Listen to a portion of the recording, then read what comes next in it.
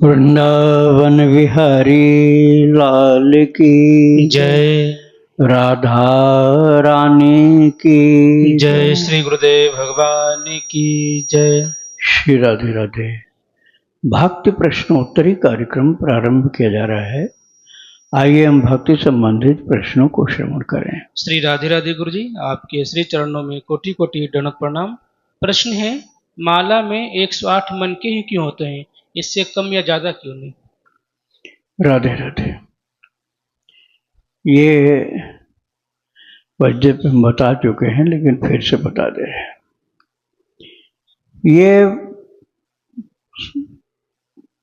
पूर्ण संख्या, जिसको पूर्णांक कहा जाता है, पूर्णांक है। राम सीता दो मिलकर के पूर्ण होते हैं, ऐसे राधिका कृष्ण दो मिलकर के पूर्ण होते हैं। ब्रह्म एकमात्र एक शब्द में ही पूर्ण है, उसी ब्रह्म के रूप है। ब्रह्म निर्गुण निराकार है और सगुण साकार होने पर वो सीताराम जी हैं, राधिका कृष्ण है। अब जो आप लोग दूसरी लैंग्वेज जानते हैं ना, संस्कृत के अतिरिक्त, वो बाद में मानवकृत है, मानवकृत है। अनादिकालीन जो भाषा है वो देववाणी संस्कृत है, इसलिए उसको देवनागरी लिपि कहा जाता है। देवनागरी लिपि, और उसकी बोली को देव भाषा कहते हैं, देवनागरी लिपि को लिखने को कहते हैं। तो जैसे आ ई क ख ग घ, ये देवनागरी लिपि, ABCD नहीं है। ABCD देवनागरी लिपि नहीं। हम कहेंगे आप लिखो ब, आप लिखोगे बी।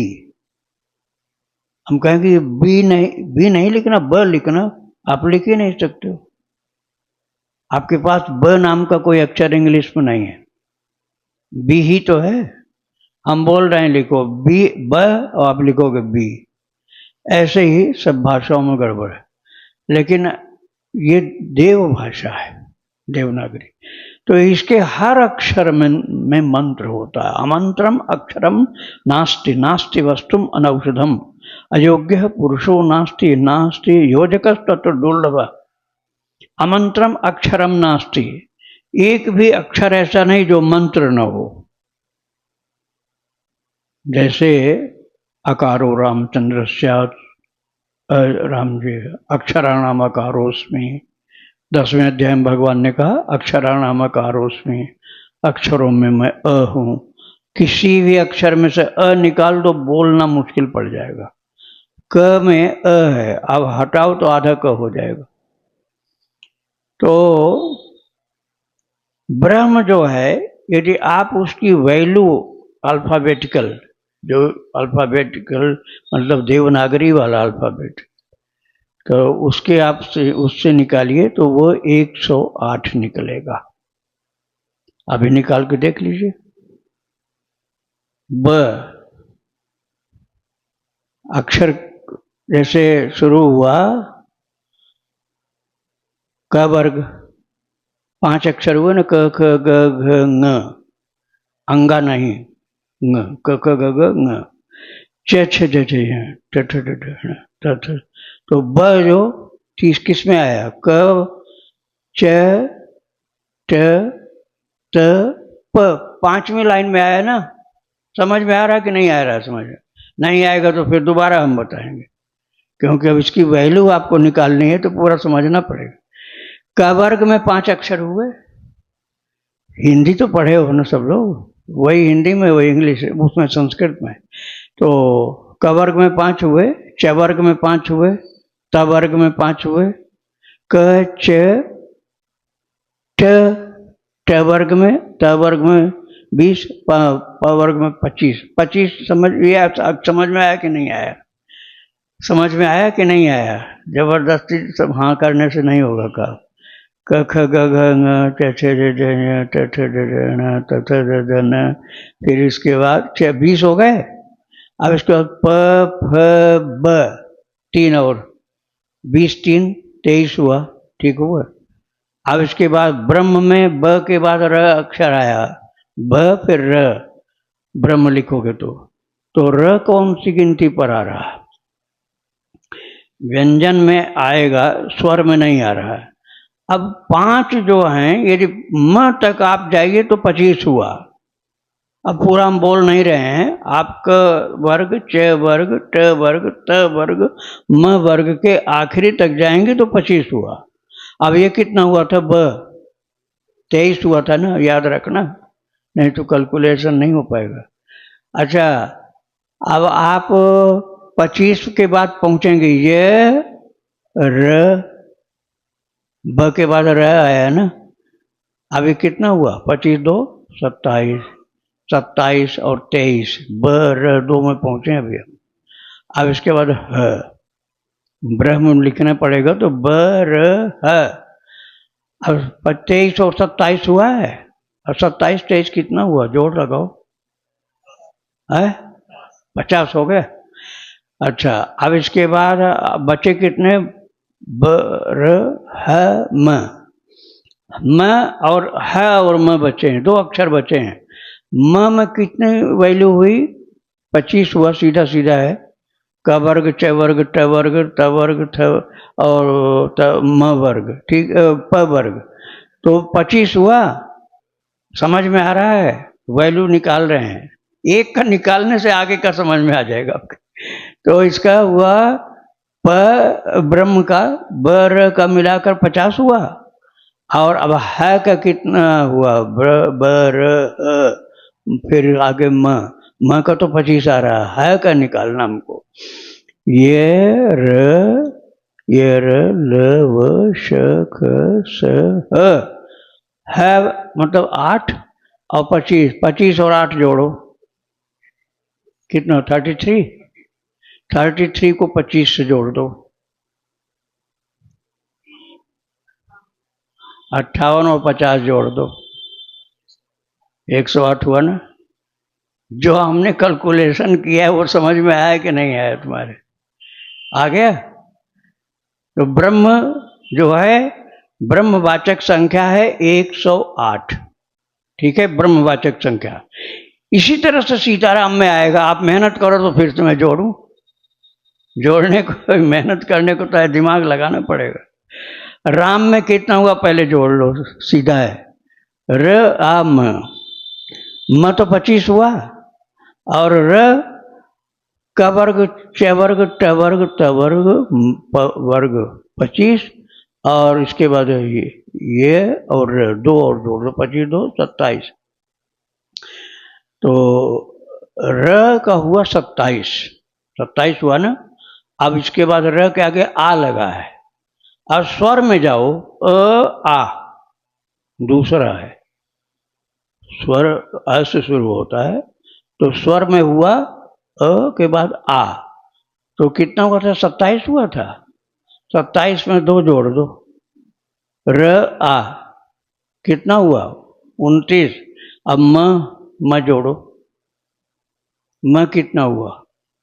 25, तो 29 और 25 कितना हुआ? 29 25 54 हुआ। राम में 54 हो गया, आप कैलकुलेट कर रहे हो ना। अब सीता में चलो, राम में 54 हो गया, सीता में भी 54 हो जाए तो 108 हो जाएगा। अब कहो तो सीता भी कैलकुलेट करके देखें, हो जाए।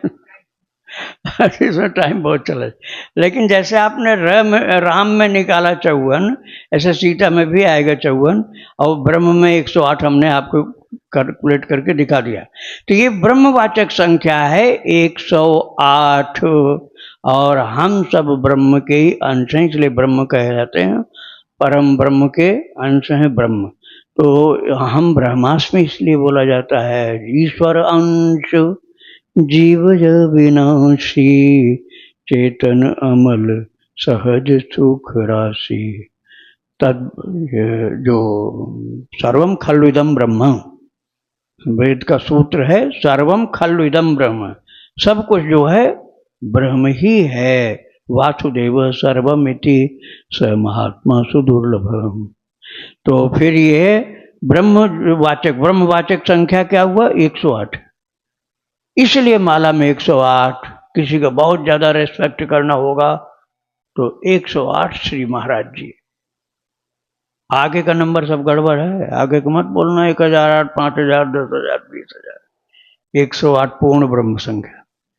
तो ये हो गया ना उत्तर। थोड़ा अब इसको हम लंबा करेंगे तो बहुत बड़ा हो जाएगा। इतने समझाने भर का हो गया ना, समझने भर का तो हो गया। ठीक है, राधे राधे। रवि जी हैं, इनका प्रश्न है, गुरुजी भगवान श्री द्वारिकाधीश जी के मंदिर के ऊपर भी मैंने उनकी श्री कुल देवी माँ का मंदिर देखा, इसका रहस्य क्या है? क्या है? द्वारिकाधीश जी के मंदिर के ऊपर उनकी कुल देवी माँ का मंदिर देखा है, इसका क्या रहस्य है? नहीं, कहीं नहीं है ऐसा। द्वारका आप जाकर देखे आओ। द्वारका में भगवान कृष्ण के अलावा दूसरा कोई है ही नहीं। भगवान द्वारकाधीश है, उनका जो वाहन है गरुड़ जी है, और तो कोई भी नहीं वहां। मैं तो कितनी बार गया हूं द्वारकापुरी, तो नहीं है। राधे राधे।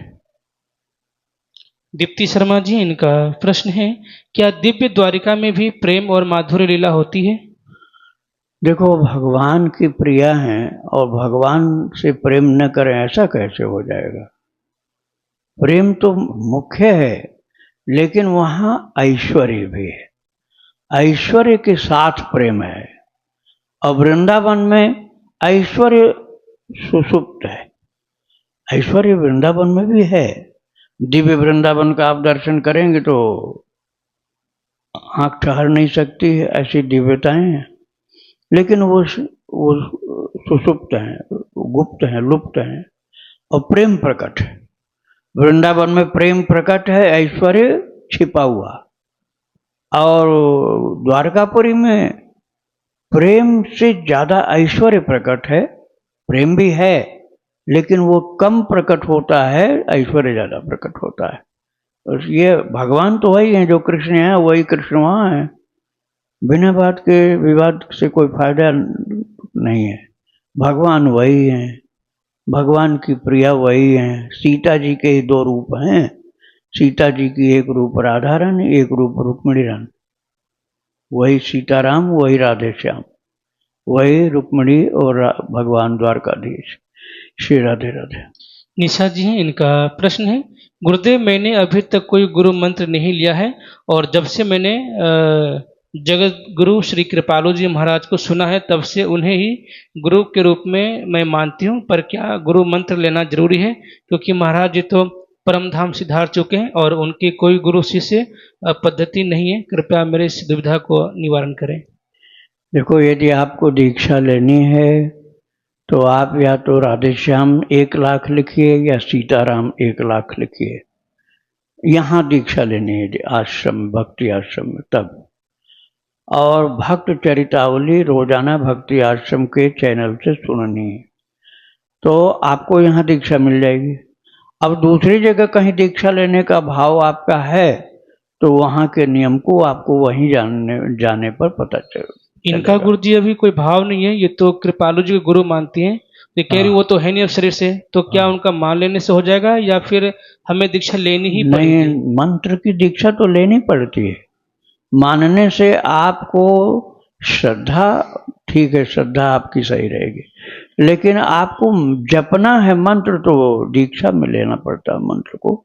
नाम बिना दीक्षा के भी हो जाता है। सीताराम जपो, राम राम जपो, राधे श्याम जपो, कृष्ण कृष्ण जपो, नारायण नारायण, नहीं दीक्षा लेनी।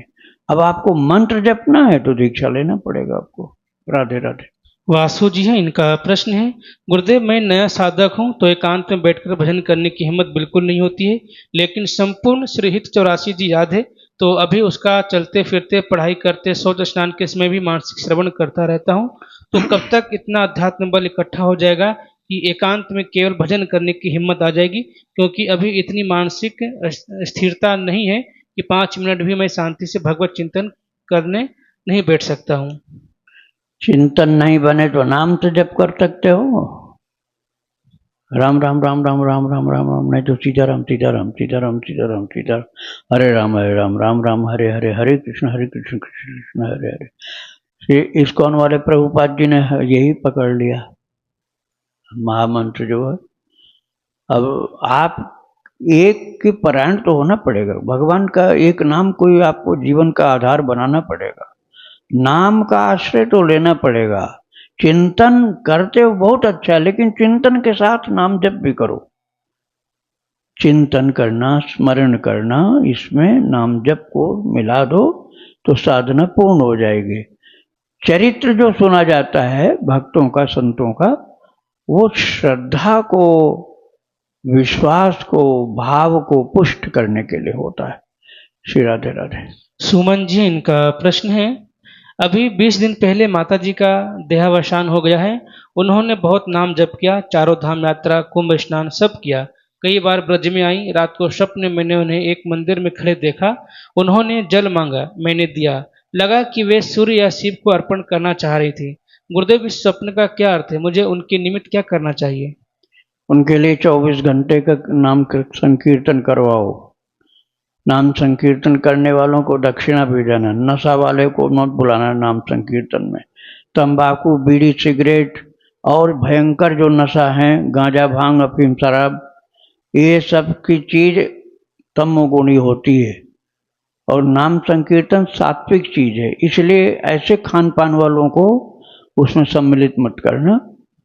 सात्विक भोजन हो, भगवान को भोग लगा हुआ प्रसाद दिया जाए, और जो लोग कीर्तन करें उनकी दक्षिणा भी जरूरी है। और जो आप सब लोग घर के ही लोग कर लो तो बाहर वाले को बुलाना आवश्यक नहीं है। श्री राधे राधे। दुर्गा जी हैं, इनका प्रश्न है, गुरुदेव, मैं शिव जी के मंदिर में सुबह जाती हूँ, पर कोई कहता है कि शिवलिंग स्पर्श नहीं करना चाहिए, तो ऐसे में मैं क्या करूं?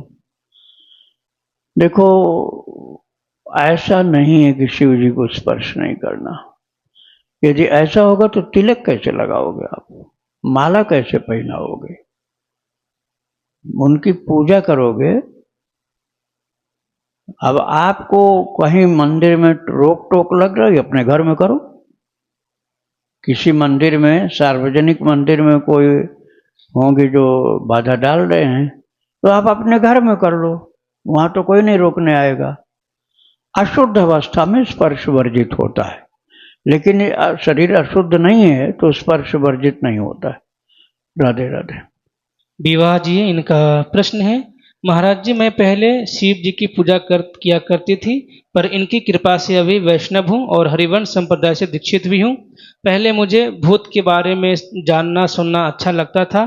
फिर एक बार लगभग 2018 में मुझे भूत प्रेत बाधा हो गई थी, झाड़ फूक से ठीक हो गई।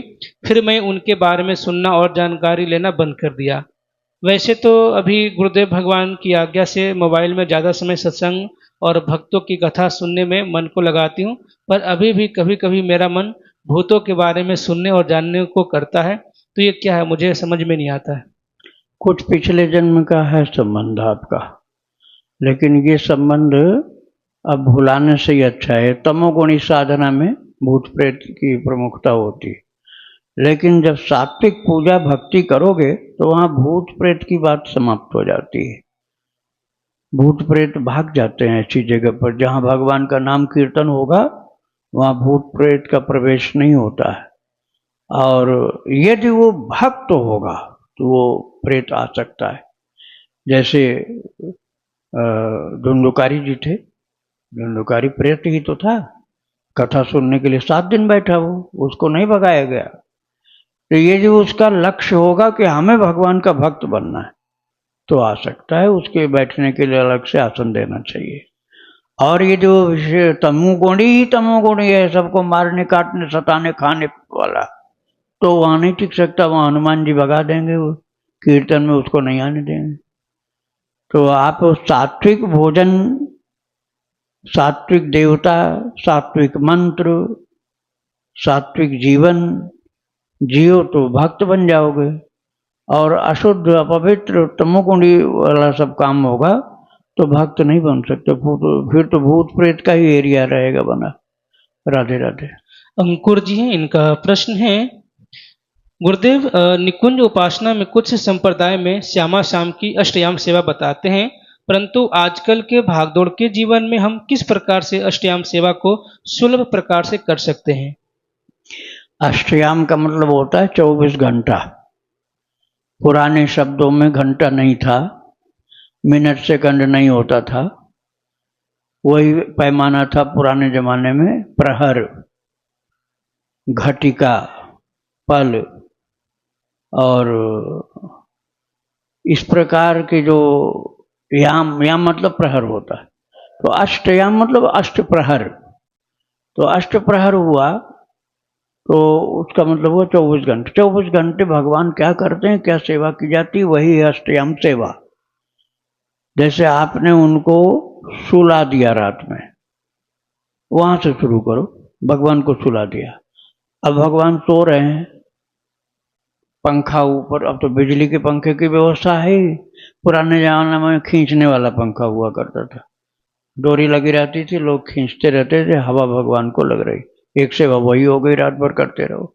बाकी बिहारी में भी पहले ही खींचने वाला ही लगा था, और भी मंदिरों में, अपने घर में भी लोग लगाते थे।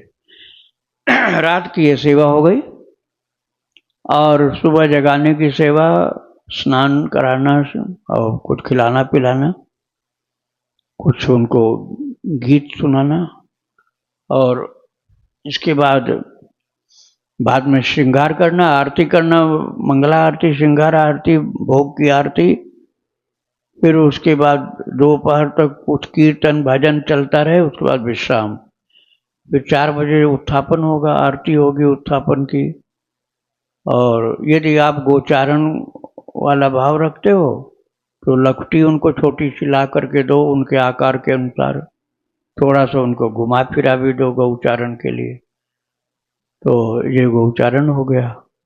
शाम को उनको कोई ग्रंथ सुनाना चाहिए या कीर्तन सुनाना चाहिए, रात में फिर शयन कराना। ये संक्षेप में मैंने बताया। तो इसको करना केवल अब सुन लिया इतने से नहीं होगा, प्रैक्टिकली करना या ध्यान में करना, वही है अष्टयाम। हम कहते हैं अष्टयाम तुमसे नहीं बनता है, तो जो सेवा तुमसे बन जाए उतनी सेवा करो, प्रभु का नाम जपते रहो। राधे राधे। कपिल जी है, इनका प्रश्न है, महाराज जी मेरी गलत संगति होने की वजह से मैंने अपना सारी जीवनी शक्ति निकालते बिल्कुल तेजहीन हो गया हूँ। मैं राधा नाम का जप करता हूँ। मेरी यह इच्छा है कि मैं दोबारा से तेज युक्त हो जाऊं, तो प्रभु इच्छा पूरी कर देंगे। और क्या मेरा सारा भजन इसमें चला जाएगा, और क्या शादी से पहले ही इच्छा पूरी हो जाएगी? देखो, एक भ्रम मत पालो कि भगवान अब हमसे बहुत दूर हो गए हैं और हम उनसे बहुत दूर हो गए, ऐसा नहीं है। अधम से अधम के पास भगवान रहते हैं। ईश्वर सर्वभूतानां हृदयेर्जुन तिष्ठति भ्रामयन् सर्वभूतानि यंत्रारूढ़ानि मायया। सभी जीव के हृदय में भगवान बैठे हैं। अब जब भगवान बैठे हैं तो हम उनसे दूर कहां से हो गए? नालायक बेटे हो गए। नालायक को माँ बाप त्याग थोड़े देते, नालायक बेटे को माँ बाप त्यागते नहीं है, दया भाव उनका रहता है। डांटते फटकारते जरूर हैं कि सुधर जाए, लेकिन त्यागते नहीं है। उसके लिए दया रहती मन में कि इसका ऐसे नालायक इसकी जिंदगी रहेगी तो कैसे इसका गुजर बसर होगा, इसलिए उसके लिए ज़्यादा इंतजाम करते हैं। तो ऐसे ठाकुर जी जब ज़्यादा पतित कोई हो गया ना, तो त्याग नहीं देते हैं, उसको जल्दी अपनाते हैं। ये नहीं कहेंगे ज़्यादा शुद्ध हो के आओ तुम, जैसे है आ जा तू, बहुत भटक लिया पागलपने में, अब वापस आ जा। भगवान ने कहा अपिचेत सुदुराचारो भजते माम अनन्य भाक साधुरेव समन्तव्य सम्यक व्यवस्थितो एष। 9वें अध्याय में है। दुराचारियों में सबसे बड़ा दुराचारी, छोटा मोटा नहीं, सबसे बड़ा दुराचारी यदि तुम हो तो भजते माम अनन्य भाग, और अब अनन्य भाव से भजन में लग गए। तुम्हारा ये निश्चय हो गया कि भजन जैसा कुछ अच्छा, इससे किसके बराबर कुछ अच्छा नहीं होता, तो हम जैसी हालत में उसी हालत में भजन करेंगे, प्रभु अपना लेंगे। निश्चय रखो, सब पापों से मुक्त कर देंगे। तो आप भक्ति चालू कर दो। अब जो पहले गलतियां किए हो उसको याद करने से फायदा नहीं, भक्ति करने से फायदा है। राधे राधे।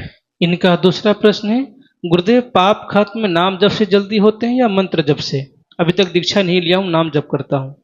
नाम जप से पाप कटते हैं, पछतावा से, प्रायश्चित से, शरणागति से, भगवत शरण में पहुंच जाने से सबसे पाप कटते हैं। तुम्हारा निश्चय हो जाए कि अब मैं प्रभु का हो गया, अब प्रभु का हो गया, बस इतने से पाप कट जाएंगे। शक्रदेव प्रपन्नाय तवास्मीति से याचते अभयम सर्वभूतेभ्यो ददाम्ये तत्प्रथमम् सर्वधर्मान् परित्यज्य मामेकं शरणं व्रज अहम त्वा सर्व पापेभ्यो मोक्षयिष्यामि मा शुचः। ऐसा नहीं किया कि इस तरह का पाप कटेगा, इस तरह का नहीं कटेगा, ऐसा नहीं कहा। भगवान ने कहा सर्व पापेभ्यो, सर्व में तो सब आ गया, कुछ बाकी नहीं रहा। कैसा भी कितना भी पाप किया है वो सब मैं तेरा माफ कर दूंगा, उससे मुक्त कर दूंगा पाप से। इसलिए माशुचः, चिंता मत कर, अब मेरे लिए जीवन को अर्पित कर दे। चिंता मत कर, चिंता से ही मरे जा रहे हो ना, वो चिंता छोड़ो और भगवान के लिए जिंदगी को अर्पित कर दो, बस तुम हो जाओगे महान पवित्र भक्त। राधे राधे। प्रश्न है गुरुजी, ब्रह्मांड पुराण में जिन ललितांबा का वर्णन है क्या वही ललिता सखी हैं? क्या वैष्णव ललिता सहस्त्र नाम का पाठ कर सकते हैं? हाँ, कर सकते हैं। आपको शक्ति की उपासना में ज्यादा प्रेम है तो करिए, और नहीं तो राधा कृष्ण या केवल कृष्ण कृष्ण जपो। हरे कृष्ण हरे कृष्ण जपने से उद्धार हो जाएगा। आगे मत बोलो कुछ तब भी, या हरे राम बोलोगे तब भी उद्धार हो जाएगा, राम राम बोलोगे तब भी हो जाएगा। आपकी शक्ति उपासना की प्रियता है मन में तो ललिता जी का, राधा जी का, दुर्गा माता का, इनका नाम आप जप सकते हो। राधे राधे।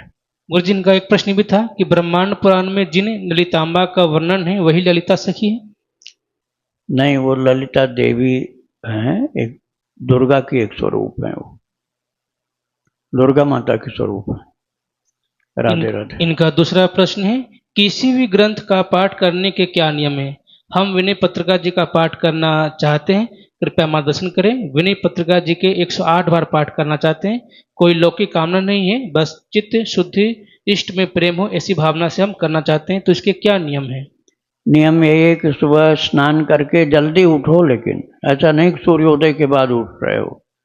सूर्योदय के पहले ये सब करना है, तभी सही टाइम रहेगा। इतने जल्दी उठो कि नहाना धोना सब हो जाए और अरुणिमा भी आकाश में नहीं आई हो, अंधेरा हो, तभी ये पाठ शुरू कर दो। जितना भी करना चाहो उतना करो, और अर्थ नहीं समझ में आओ तो अर्थ सहित करना चाहिए। श्री राधे राधे। शैलेश जोशी जी, इनका प्रश्न है, आपका यह दास राधा नाम जपता है पर अभी तक गुरु नहीं बनाया है, क्या मुझे भगवत प्राप्ति होगी? ऐसा क्या करूं कि अविरत नाम जप चलता रहे? जितना नाम जप करना चाहता हूं उतना होता नहीं है, सांस सांस में नाम जप कैसे करूं? सांस से नाम जप करने की कोई जरूरत नहीं है।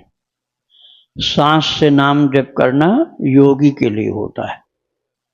तुमको तो भगवान के लिए रोना शुरू हो जाए, उसी में सब सांस फूल जाएगी तुम्हारी, उतने से काम हो जाएगा। भगवान के लिए रोना चालू कर दो, सांस पर ध्यान नहीं दो, वह ठाकुर जी की कृपालुता पर ध्यान दो, उनकी लीला पर ध्यान दो, उदारता पर ध्यान दो। ये भक्ति मार्ग की बात बता रहा हूँ। और योग मार्ग से चलना है तो श्वास के अनुसार जप करो, दोनों कल्याणकारी है। प्रेम के मार्ग में रोना मुख्य होता है, सांस कहाँ गिन पाओगे उसमें। रो रो कर प्रभु का नाम बोलो, सांस से जप करना योग मार्ग का कार्य है। राधे राधे। निधि जी हैं, इनका प्रश्न है, हमने किराएदार रखे हैं, ऊपर की मंजिल पे हमारे घर में उनकी रसोई अलग है, पर वह मांस आदि का सेवन करते हैं। यहाँ विदेश में ज़्यादातर सभी मांस आदि का सेवन करने वाले ही मिलते हैं। इसका हमारे घर में विरज सेवा और हमारे भजन पर क्या, हमारी सेवा और भजन पर इसका क्या प्रभाव पड़ता है गुरुजी, और क्या यह ठीक है? हमने घर का लोन ले रखा है, तो किराए पे देना भी उचित लगता है, पर साथ ही लगता है कि प्रभु आराम से विराजे हैं, या उनको दिक्कत तो नहीं होती है? भाई अशुद्धि का तमोगुण का प्रचार कर रखा आपने। अब ऊपर रहने वाले सब नारकीय जीवन समझ लो, राक्षस का भोजन है। जो मांस का भोजन, मांस क्या है? राक्षस का भोजन है। राक्षस का भोजन ऊपर चल रहा है, और ऊपर तुम स्वर्ग की जगह नरक बना रहे हो और नीचे स्वर्ग बनाना चाहते हो। बहुत मजबूरी हो तब तो दूसरी बात है, लेकिन ये उसे छुटकारा मिल सके तो छुटकारा होना चाहिए। बहुत कुसंग में नहीं रहना चाहिए। और तुम जीने का कोई जरिया ही नहीं बचा है तो खूब भगवान का नाम जपो, अपनी भक्ति में लगे रहो, नीचे रहो, लेकिन ऊपर वालों से, जो मांसाहारी लोग हैं, उनसे कांटेक्ट मत रखो, उनसे रिश्ता दूर रखो। न उनके पास जाओ, न उनको अपने पास बुलाओ। वो आएंगे, तुम्हारे अशुद्ध कर देंगे पूरा पवित्रता को। इसलिए ऐसे लोगों को आना जाना मत रखो इनसे। और जो उनसे आना जाना रखोगे तो तुम्हारी सात्विकता भंग होगी निश्चित। राधे राधे। वृंदावन बिहारी लाल की जय। राधा रानी की जय। श्री गुरुदेव भगवान की जय। श्री राधे राधे।